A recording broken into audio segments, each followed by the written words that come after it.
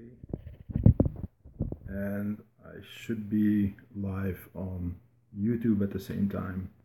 So I'm trying something new here. I've got both my tablet and my cell phone set up, so I can go live on both channels at the same time. So hi guys, hope everybody is doing okay. Um, just wanted to say hi to you all and do another session. So I'm actually more or less on time this time because I stopped teaching class for the summer. So it's summer break now. Here my classes have pretty much stopped. So I have more free time on my hand in the evenings for a couple times a week. So that is a fun part for me. Um, so, a bunch of things. As always, if you have questions, now's the time to do so. Ask them, ask away, have fun, and then I will try to answer them. So don't hesitate to post something. There's been some issues in the past, especially on Facebook, where I saw that some comments, I didn't see them come on my screen until afterwards.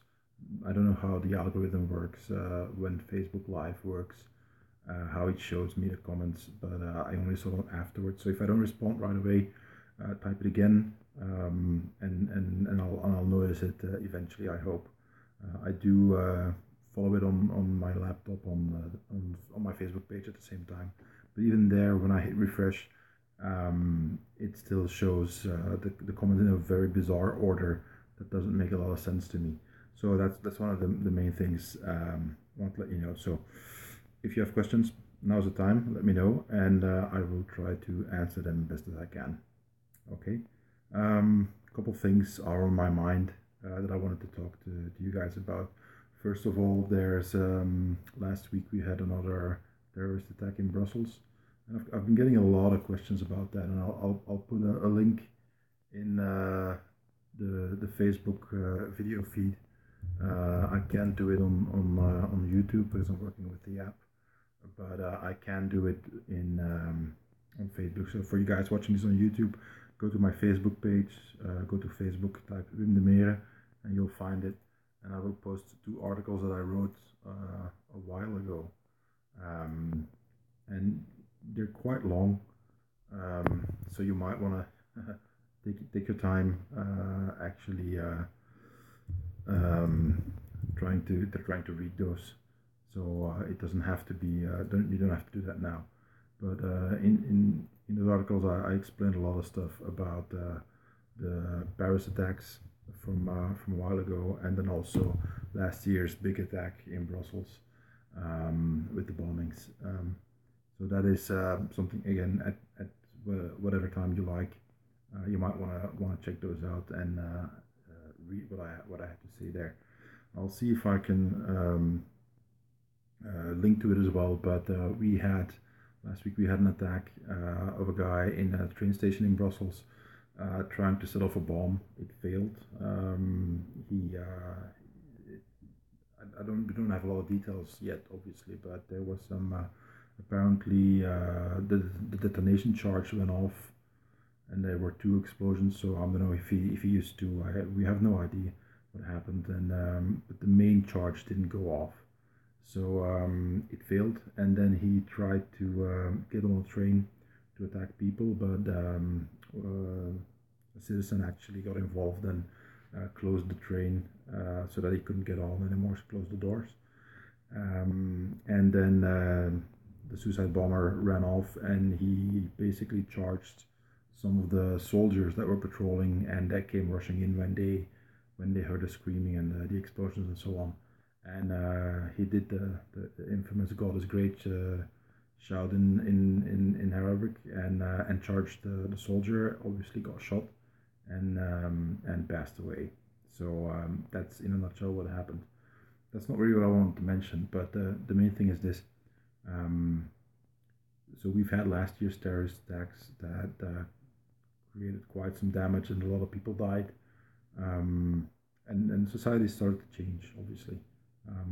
For the people in the US, this would be our 9/11. Not obviously, not at the same scale, but it's pretty much the worst terrorist attack that we've ever had. So That's the only thing that you could compare it to when you look at the scale. Um, and society started to change, and people started basically reacting a little bit differently to it. Um, Here's the thing: that there's a lot of people talking now, and it's clear that they really have no idea about how the world works, how terrorism works, how violence works, and so on.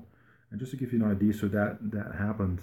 Um, the terrorist attack happened, and the soldier shot that terrorist and killed him. Um, and like 2 days later, in one of the biggest newspapers here in Belgium, there's this I don't know, she's a writer or something. It's this woman who writes for theater apparently, and she wrote this article, um, and let me see if I can pull up the title so I can translate correctly. And the title of the article is, "Do we really want soldiers to shoot dead terror suspects?" That's what she said, and it's a horrible article. And this whole thing about basically complaining about soldiers being in the streets, and saying that from her perspective, the soldiers didn't prevent anything, and nothing really. I mean, they just shot the guy dead, and he was unarmed, and he wasn't posing a threat anymore. So why shoot him? Why kill him? Isn't that summary justice? Isn't that just basically an execution? And those are the questions they were asking, that she was asking in the article. Um, that I'm not gonna talk too much about that, but the whole the the level of um, lack of understanding of how violence actually works, and the sheer amount of logic gymnastics that woman went through to make her points. It was just horrendous. It was horrible. Um, it was clear that she's the typical example of somebody living in an ivory tower. That's basically it.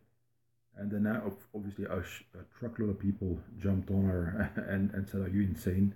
And she started defending herself on Facebook and a lot of stuff. And I followed it a little bit, but obviously gave up because it didn't make any sense. Um, and what I saw is that she claimed that she had um, interviewed people and was talking to people in the field and blah blah blah, but she didn't know the basics of how safety and security works. So it was clear that she just wanted to make a point. And then afterwards, when soldiers actually started talking about some of the things that she wrote and how wrong she was like, "Well, yeah, thank you for correcting me and helping me out and this and that." And my point was like, well, if all you needed to do, if I mean, you claimed that you talked to a bunch of experts and people in the field, but you never talked to a soldier, and your whole point is that you don't you're complaining about soldiers what they're doing. It's like you're not interested in accurate information. You're interested in making your point.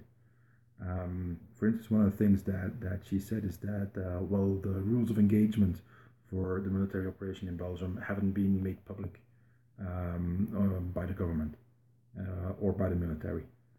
And she says, well, in a democracy that shouldn't happen. And I was like, okay, um, how many armies in the world, when they have a mission, choose to divulge engagement to the enemy by making it public? It's just I don't have words for how stupid that is.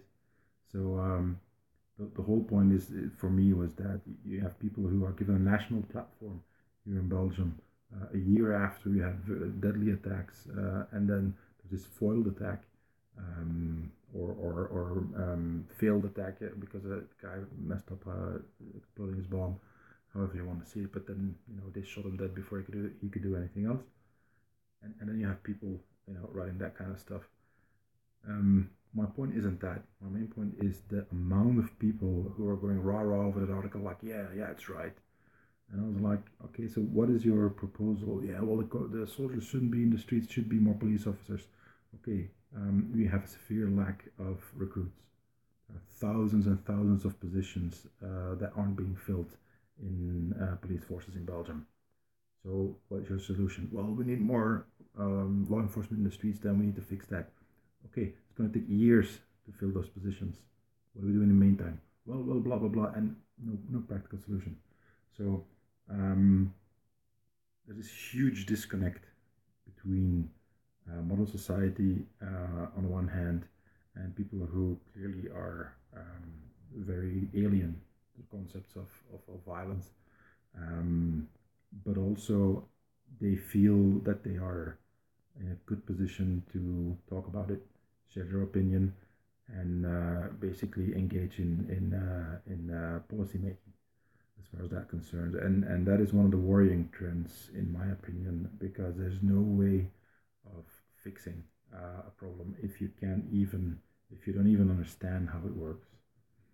And that's one of the things that I find particularly annoying when I read a lot of the newspaper articles or when I watch the news on TV here, is that it's just a bunch of people, and then the journalists are no better. They really have no clue about what they're talking. They ask the most idiotic questions, and it's hard for me to watch that kind of stuff. So I usually tend to just click away the channel and go watch something else. But this article was very confronting because I saw such a huge amount of people who responded positively to that, without understanding actually why the military is there, what their task is, what their goals are, and they are not what they thought that they were not what those people think the soldiers should be doing in the streets.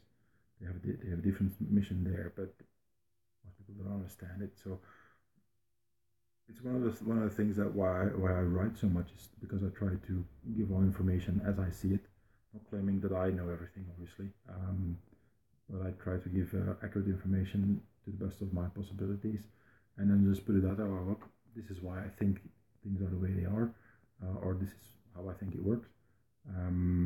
And if at all possible, I'll try to send you to other sources so that you can talk to somebody else. Or one of the things I also try to do is that when something is a bone of contention between many people, especially experts, I'll try to say it.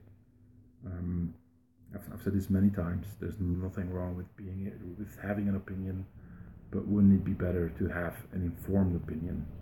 So that's what I try to do with all the stuff that I write is try to give good information and go from there. So that's just something that I wanted to mention because it's been it was a hot topic here in Belgium, and I can only imagine that in other countries when you have terrorist attacks where you have just a bunch of people talking out of their asses and really not knowing what they're talking about and insisting that they actually know how things work. But they haven't thrown a punch at anybody since high school or since kindergarten, and the whole kumbaya thing. It's pretty sad if that's the only thing that people are thinking is a good response to terrorism. So it becomes a very complex subject really quickly. So thinking in platitudes and generalities is usually not a good idea. So that's first thing I wanted to mention. So second thing I wanted to talk about. So my daughter is off to the seniors prom. She's a junior in high school, but the seniors can go. She can go to the senior prom as well. And as usual, I gave her a little bit of a speech about being safe and all that stuff. And she knows it by heart by now, and we joke around about it. And that made me think about a video I recently saw. It's Camille Paglia, who's a big name in the feminism world. Well, she used to be, but the third wave feminists really hate her because she says some stuff like that it's not everything is a fault of the patriarchy and of the men and so on. But in the video, she gets asked that because she says that as a woman, you should you want to dress any way you like, but be prepared for the consequences of that, or be prepared to defend yourself if some asshole tries to rape you. And she gets criticized for that in the interview by the woman who's interviewing her, and says like, you're victim blaming, which is a typical response to such an article. And she says, well, most people who react to me like that haven't read the article that I wrote. Because she says in the very first sentence that I write is that rape is despicable and should be punished and shouldn't really happen. However, it does happen. So when it does, let's try to address that. Um, and then she talks about how back when she was in college in the 60s, the male students, they were in their dorms and they could go out as much as they liked. But she said the women had to be the female students had to be back in their dorm by 11 and sign in, and had to be you had to be back in your bed by 11. The guys could do what they want, the women couldn't do what they want, and she protested against that, and the universities responded with that. Well, we have to. Instead of your parents, we are here to protect you from the big bad world that is out there. And she said, well, we fought for our freedom to do whatever we liked. Um, but she says, and this is where she diverged. She said, feminism went left when I went right. She says, with freedom comes responsibility. She says because if we want to have the same rights as men, we have to defend ourselves like men do, in a sense that men get attacked just as much, and they get into all kinds of violence. And as a man, I think it's one of the things you have to learn is how to defend yourself. And she made the argument that um, for women it should be the same. If you want to have the same rights, well, you also need to learn how to handle yourself and be ready to act when somebody tries to rape, attack, whatever, do some bad stuff to you just because you're a woman. Um, and I think that that's a very solid argument. But she's been burned to the ground by a bunch of more later day feminists because of that. And then we get to the whole third wave feminism and social justice wars and all that stuff. Most of it, in my opinion, is complete bullshit. A lot of it is quite damaging, and some of it is actually quite dangerous to society as a whole. But I'm not going to go too deeply into that. Why do I mention that? Um, she she gets the argument is made against her that she's victim blaming. Um, as a parent of a teenage daughter, for me that's actually quite an important topic because I want my daughter to be safe, obviously, um, but I also want her to live a good life. So that doesn't mean that I get to lock her up until she's 35 and then marry her off to some rich guy so she can live in a castle behind a wall and pull up the drawbridge so she never is in any danger. That's not how it works. So what that means is I try to give her the tools to defend herself and to be safe. Um, and one of the essential tools is that she needs to be aware of what's going on and aware of the dangers, and how those dangers happen, and where they are, realistically speaking. Um, I've done that for my son as well, obviously, but the dangers are slightly different for him than for her. So we talk about that, and we talk about a lot. And I just dropped her off to the seniors prom, so we had a little talk again. I said, look, don't do this, don't do that, and pay attention to this, and it's stuff like very very simple. Is your cell phone charged completely? So if something happens, that you can actually call me. You don't have a dead battery.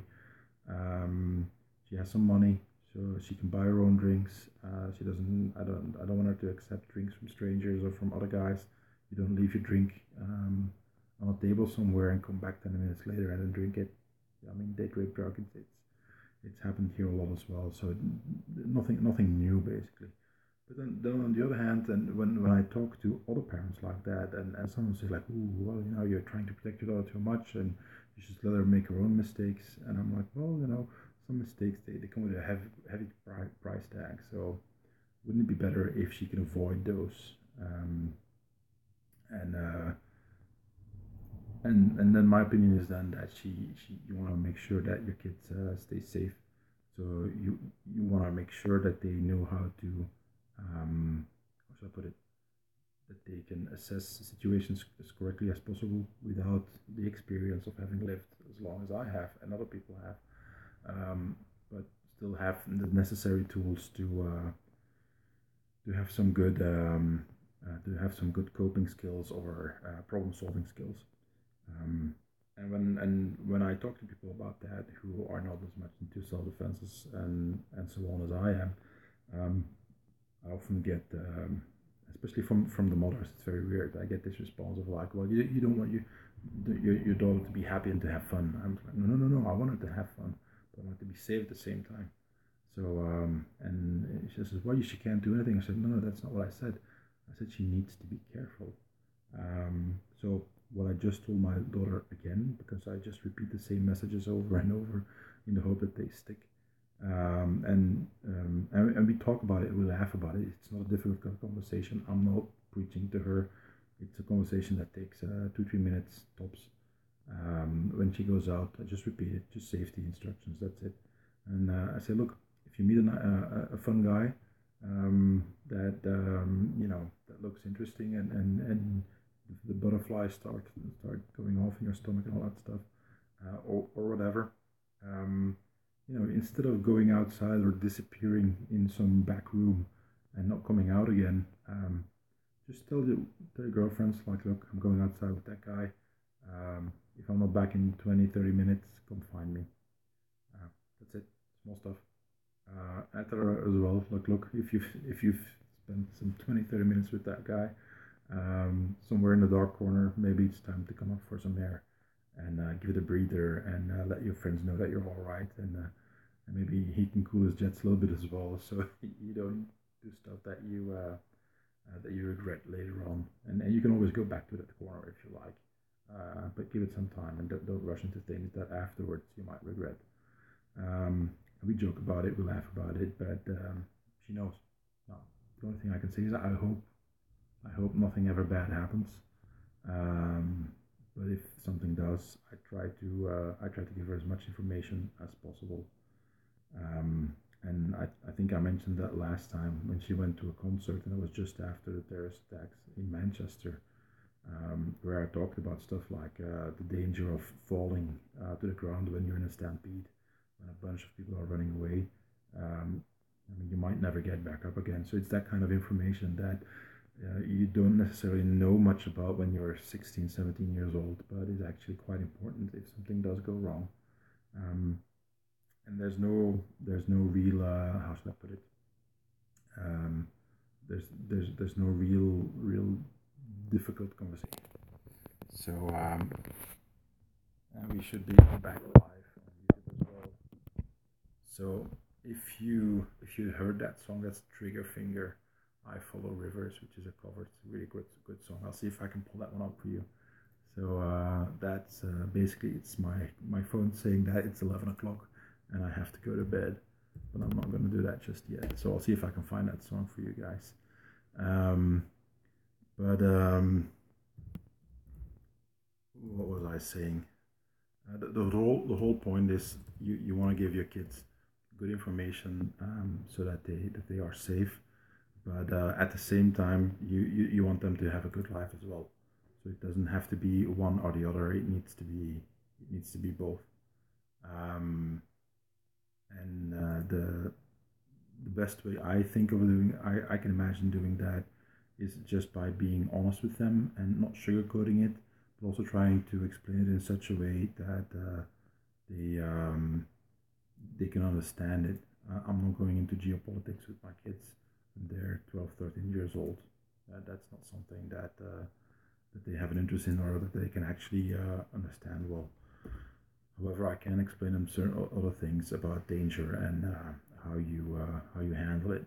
So, and the reason why I mentioned this is because Lee contacted me after the last live video, and I said, because I talked a little bit about my son, about how I'm teaching him, and he asked if I would do some more about that, and I gave it some thought.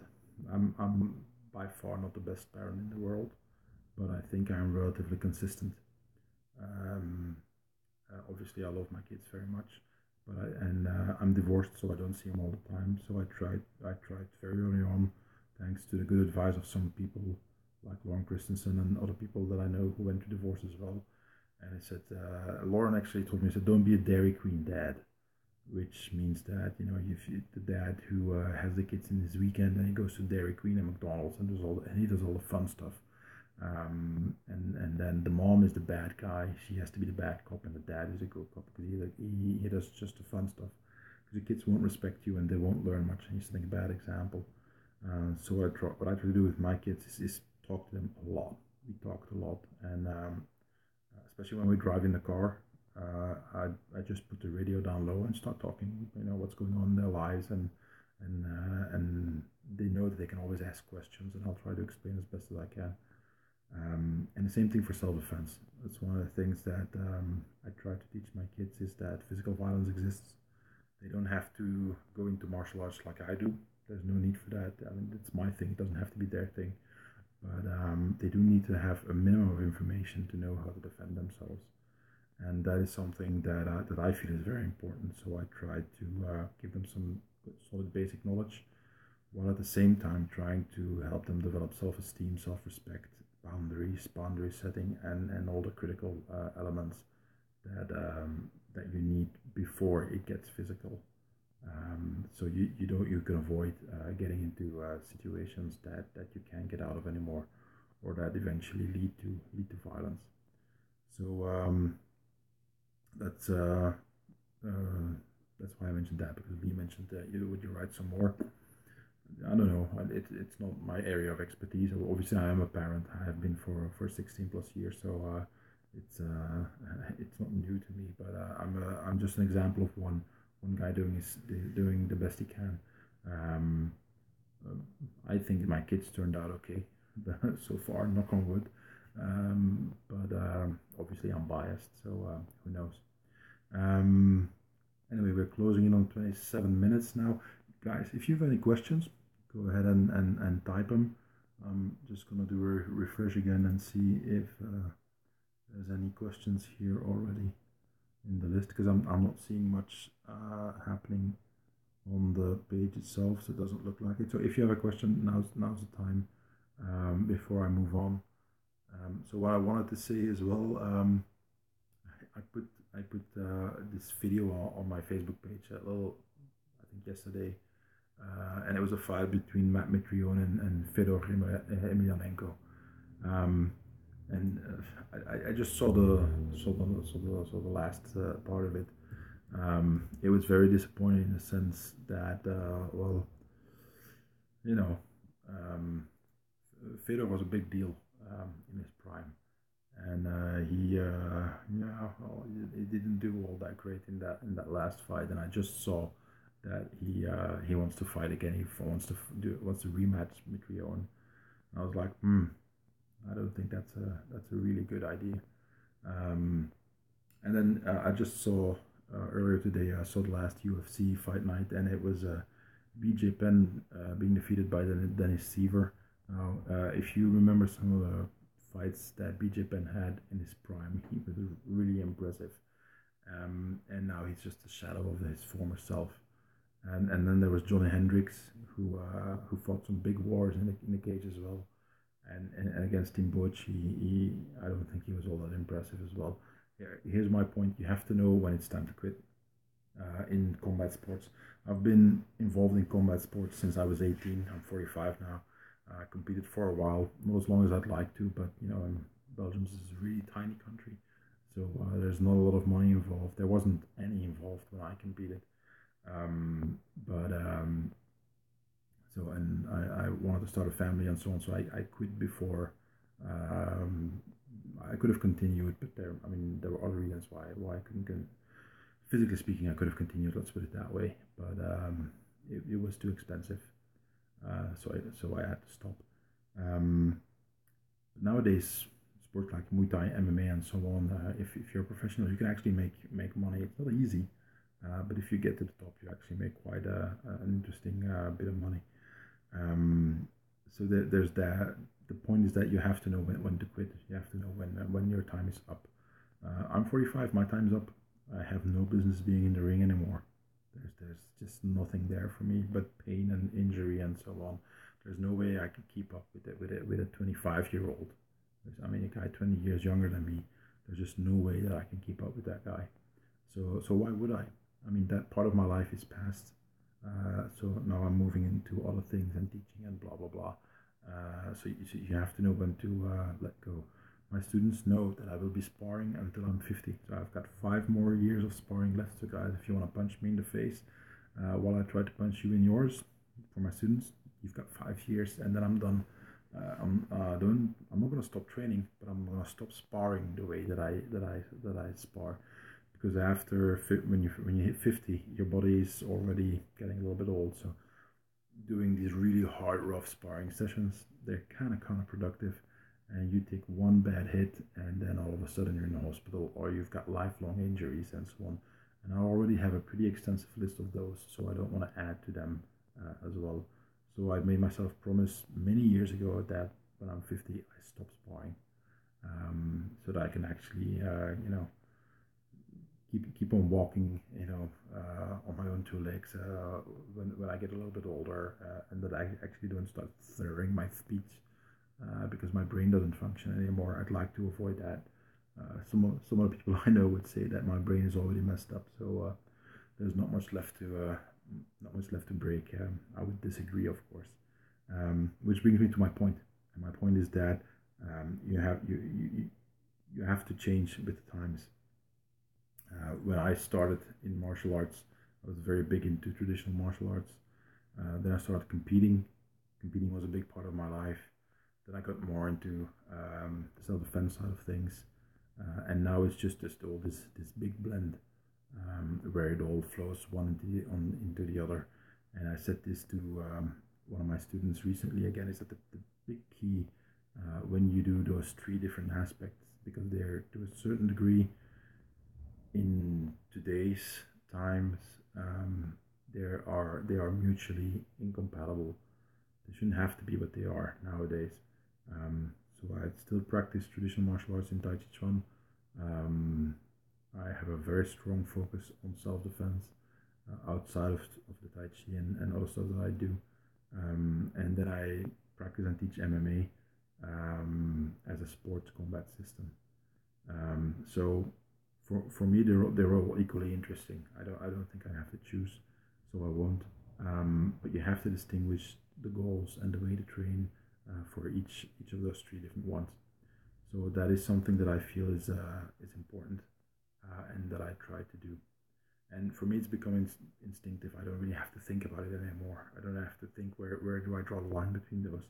And the best way that I can explain that to you is that it's like flipping a switch. It's like you develop this. The way I learned it is by focusing on before I start training.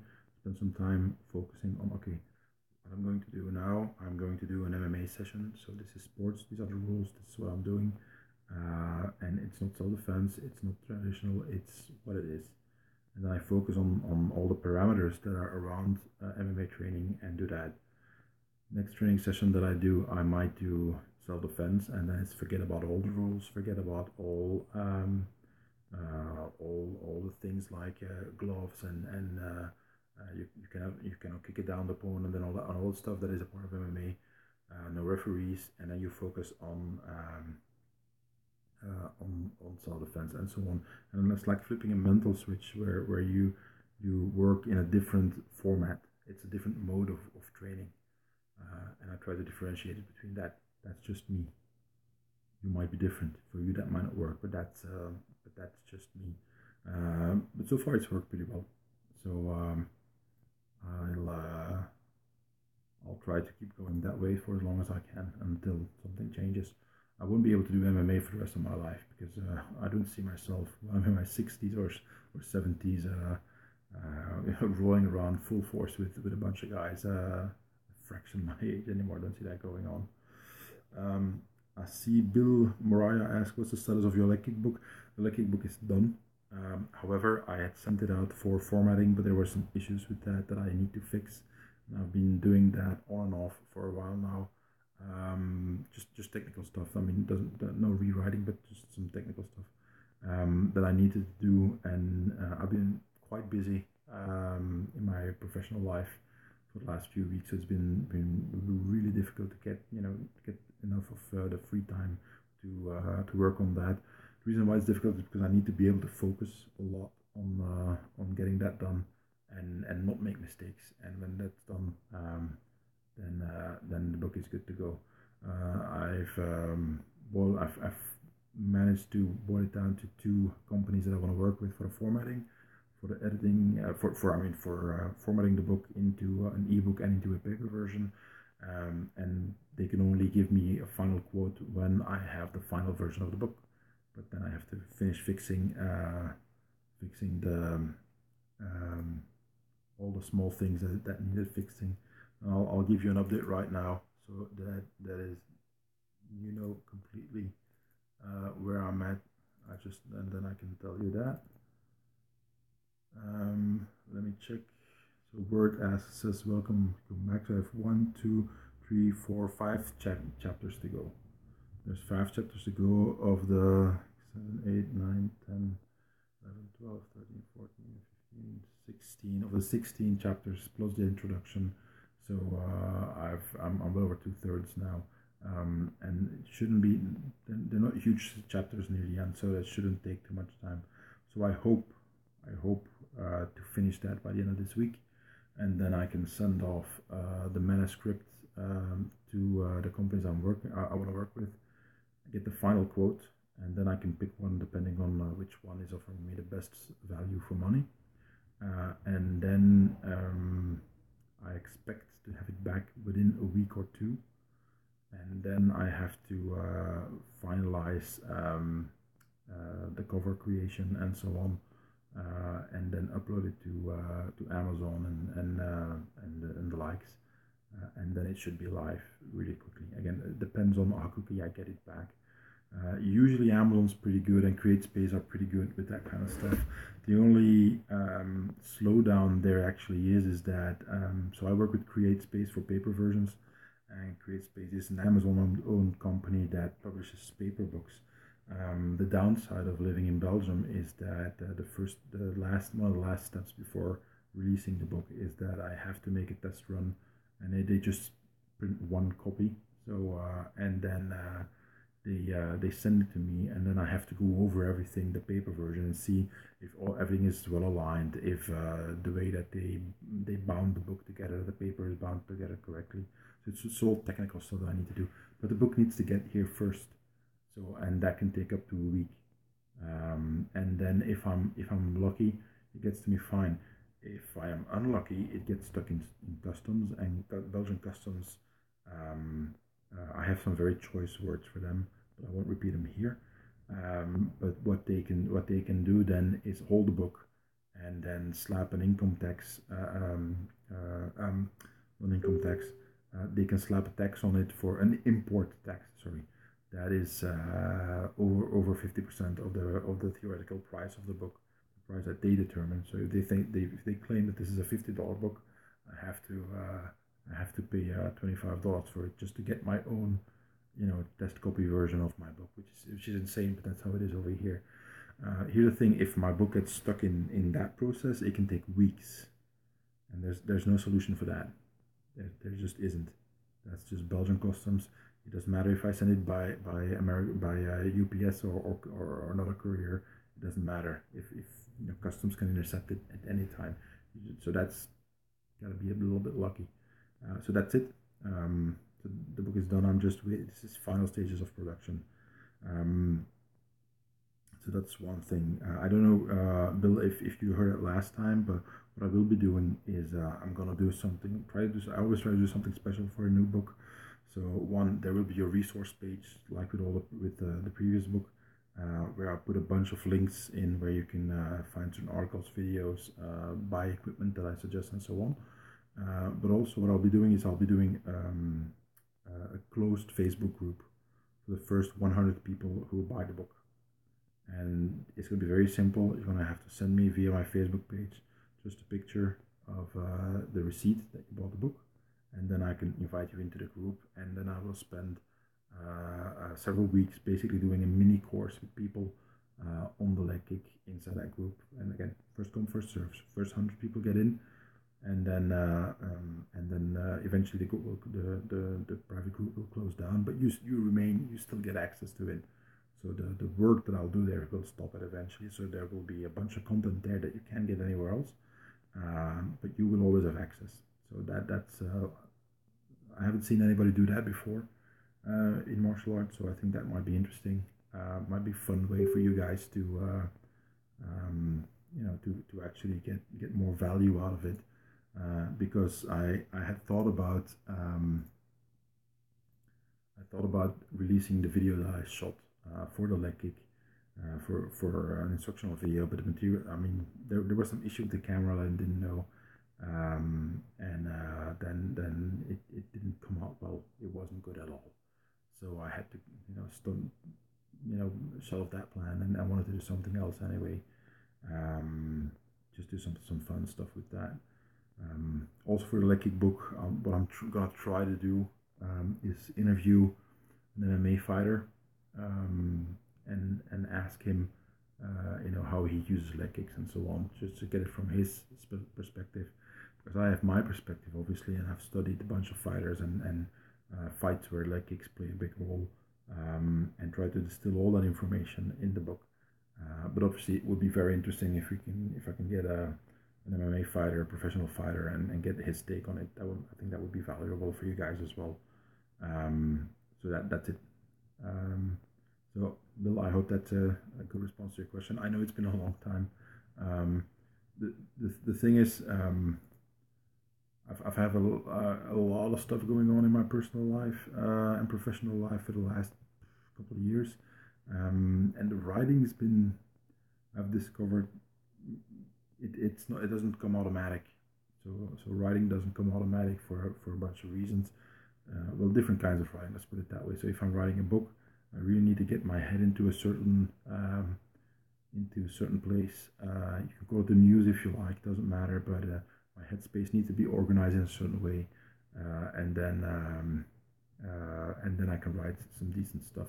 If I can't do that, it's crap that I need to fix. And then one of the things you learn when you write a couple of books is that you can have a certain idea of, this is how I'm going to make that book, and then like you're halfway through, and if you didn't do your homework in the beginning in how you would set up the book and how you wanna make it, if you just didn't think through enough, then all of a sudden you run into problems that you can't fix anymore, and then you have to start from scratch, or you have to do something completely different. And I want to avoid that. So that's why I need to have my head up, fixed on straight when I write often.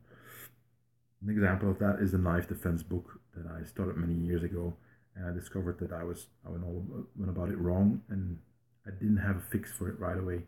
So I let it rest for a bunch of years now, and I think now I might have a good idea of how I can continue writing that one and get a good get a good book out there. So that's one of the things that I think might be interesting. So I hope that answered your question. Thank you for your patience. I know it's been a long time, but I think that I think you'll like the book when it comes out. It's to my knowledge, it's the only book on the leg kick out there. I haven't seen anything else. I've looked, and I think it might be very valuable for people who are into MMA. I focused more on MMA, not as much on Muay Thai. Again, also for a variety of reasons that have to do with technical issues. The main reason would be is that I would have to spend a lot of time explaining the differences between the two, and that would actually almost, I wouldn't say double the amount of pictures that I needed to take, but it would be a big chunk of extra pictures, and that is one of the key issues with this book here. I have about 200 pictures now, and I would be able to, and that's one of the issues that's causing the delay, because it's about finding a way to minimize costs, printing costs. One of the most expensive things to publish a book is pictures. It's expensive to publish it in a paper version. It's also expensive in an ebook version because it makes the file size bigger. And what many people don't know is that Amazon actually charges me, the author, for the transfer of the ebook from their servers to your e-reader or your Kindle app that you have. So the bigger the size is, the less profit I have per book, and that profit isn't. It's depending on the price. It can be 50 cents to a couple of dollars. So it's not huge. You have to sell in huge numbers as an author to become rich. So that's not going to happen anytime soon. However, so for me, this is a lot of work now.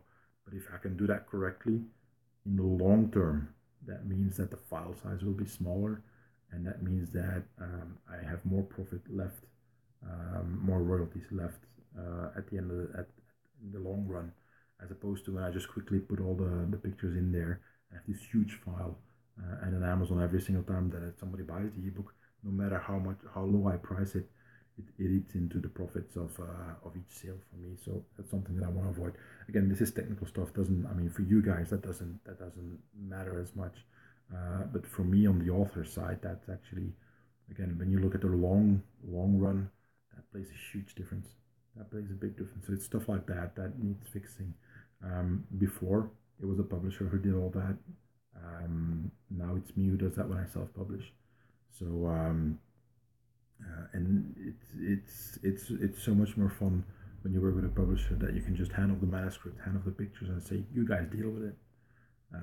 And there's people who do that professionally, as opposed to now. Well, all the profits are for me, but all the work is also for me. So that's one of the main reasons. There's all stuff going on in the background. I found some solutions to a degree for that, and this is again very very recent stuff. Like a couple of weeks ago or a month or so ago, Amazon released templates for different size books that you can use. So that means that you don't have to do the shitload of formatting anymore, but you can work straight into a template that they use for CreateSpace and the printing versions and the print versions of books, so that you can actually get it right from the get-go, as opposed to having to do all this formatting stuff. So again, there's hope for the future. Should be a little bit better. So that a long explanation for the question, but I understand there's a lot of people who are very anxious for the book, and I do appreciate your patience. It's just a combination of factors, and in all honesty, most of it is just that I've been so busy professionally speaking. You might have noticed that I haven't written anything on my blog in a while now, just because it's just I have a bunch of articles for my blog that I have to keep on writing, but there's just so much other stuff going on. And then I started with my Patreon page, which is surprising me in how successful it's been. I mean, it's slow obviously, but every month people join, and like last week about 5-6 people joined, all in 2 days. So that's something that I really appreciate. And but on the other hand, I have to make the content for them as well. That's the deal. So I try to do that. So it's a bunch of stuff. On the upside, I have 2 months now that I don't teach class, so that's 2 evenings extra that I have free. So I'm going to try to use those well, and add some more content, and do some more writing basically. So I'm going to check again, guys. If you have questions, now's the time, because we're hitting the 48-minute mark pretty soon. So I'm going to check one more time. Okay. So I don't see any questions. All right. So, guys, for those of you who stuck with me, thank you for spending some time together here on this live video. Hope you enjoyed it. If you think of a question now, after I stop the live feed, type it in the comments anyway. I will see it. My Facebook page will notify me that you wrote something. Then I can go look it up, and then maybe I can answer it next time. So guys on YouTube, I hope you enjoyed that as well. This is a first try, so I don't know how good the video will come out, but we'll see. Give it a try and do some more next time. Okay, thank you guys. Be safe. Have a good day.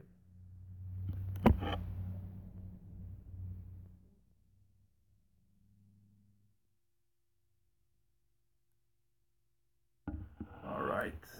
So the Facebook feed is off, and I'm just gonna say goodbye to you guys on YouTube. Have fun and take care.